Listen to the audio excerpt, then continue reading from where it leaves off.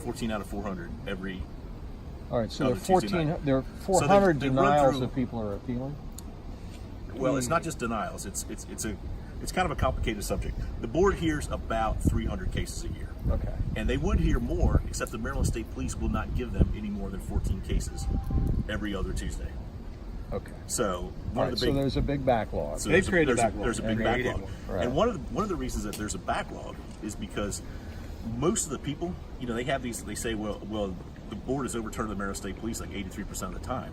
Well, the vast majority of those, there's two types of people that come before the board. There's ones that have had their permit denied, and then there's others who have a good substantial reason, and they have had restrictions, these vague restrictions put on by the state police. That scare them. Valid only while conducting business.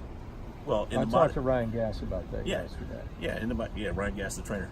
And so it scares people because they don't know what doing business is. And since 2013, when they passed that FSA 2013, now if they're caught carrying outside the restrictions, it's just like they're not carrying with a permit at all. Right. And so they'll lose all their. They can face. Has 3 that years happened to in jail. anybody that you're aware of? Oh yeah. It has happened. Yeah, there's at least 5 cases. 4 cases of people who had restrictions. Who were, we had trainers going up to Free State Gun Range in Baltimore who were stopped by the Maryland Transportation Authority Police and detained on the side of the road for an hour and a half because the cop did not believe that this guy was going to conduct a training class. Despite the Free State. paperwork that he held. Yeah. Well, you hold the permit on your person. Correct. You have the weapon, Correct. Right? And he told him, he said, "Oh, look, this is my name, Brian Fletcher. I work here. I have a training class at 10 o'clock, which they made him late for." The owner of Free State Range actually had to come down to the 95 Fort McHenry Tunnel on the side of the road and tell the cop. Vouch for it. Okay, so I got that. So there are 300 or fewer applications that make it to the board every year. Correct.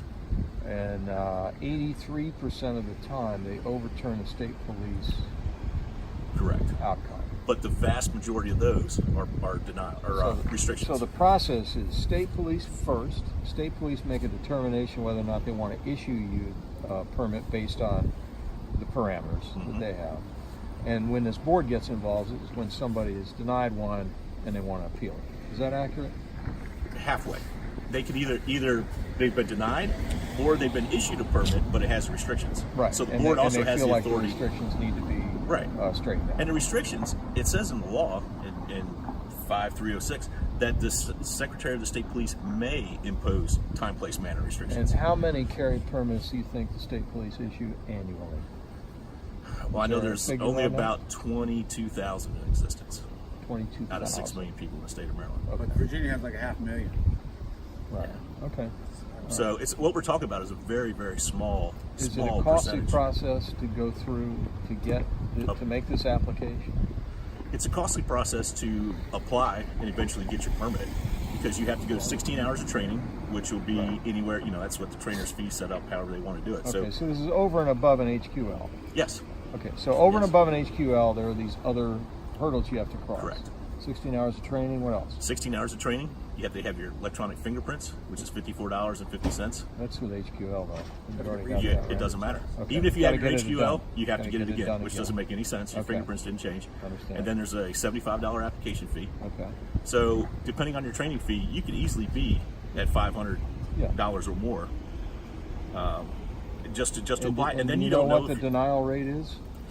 Well, they say that it's less than 5%, and they're probably accurate, but only because most people know that they're not even going to apply. They're not going to spend $500 for something that's not a sure thing. Right. You follow me? So the people that are applying and getting their permits, for instance, there's nothing. They pre-qualify themselves, but they go through the training. They discuss it with whoever people who know. Exactly. Say, are you a qualified candidate? Yes, you are. Okay, well, let's go through the process. Right. And here's the thing. And when they set up the law in 1972, they said you have to have a good substantial reason, but they didn't define what good and substantial means. So in defense of the Maryland State Police, they had to make up something, which is exactly what they did. So they said, okay, if you have attacks against your life, if somebody tries to kill you and it's documented, you qualify for a permit. Then they also put in there what they call an assumed risk position.